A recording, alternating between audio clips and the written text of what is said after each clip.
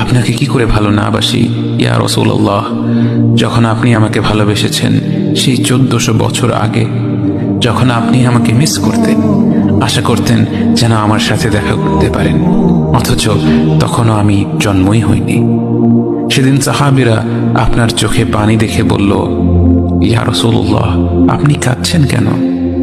আপনি বললেন, আমার ভাইদের খুব দেখতে ইচ্ছা করছে। সাহাবীরা বললেন, আমরা কি আপনার ভাই নই ইয়া রাসূলুল্লাহ? আপনি বললেন, না, তোমরা আমার সাহাবী। আমার ভাই হলো তারা যারা আমার পরে আসবে এবং আমাকে কখনো না দেখেও তারা আমাকে বিশ্বাস করবে। মৃত্যু শয্যায় শুয়ে আপনার অন্তরে এই চিন্তা ছিল যে আমাদের পরিণতি কি হবে।